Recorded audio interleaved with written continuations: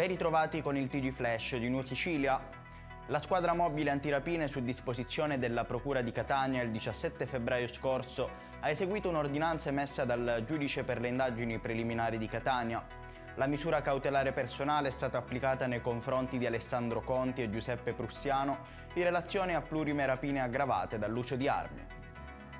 Nella notte appena trascorsa sono stati soccorsi e sbarcati a Lampedusa 158 migranti. Fra questi 37, tra cui 3 donne, sono stati intercettati dalla Guardia di Finanza di Cala Galera, mentre altri 36 sono stati bloccati a bordo di un barchino di 7 metri nelle acque portuali mentre stavano per raggiungere il molo.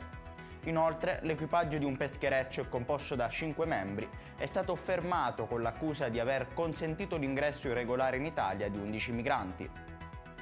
Il presidente della regione siciliana Renato Schifani ha confermato che il governo regionale correggerà la data delle elezioni precedentemente fissata per il 28 e 29 maggio, spostandola al 14 e il 15 di maggio. Inoltre, Valeria Sudano, parlamentare nazionale della Lega, ha ufficializzato la sua candidatura alle elezioni amministrative della prossima primavera a Catania. La parlamentare ha espresso la volontà di amministrare Catania per farla tornare a parlare positivamente di sé. Ursula von der Leyen, presidente della Commissione europea, è atterrata all'aeroporto di Palermo Falcone Borsellino. Ha poi proseguito verso il capoluogo siciliano, dove ha partecipato all'inaugurazione dell'anno accademico dell'Università di Palermo, insieme al presidente della Repubblica Sergio Mattarella.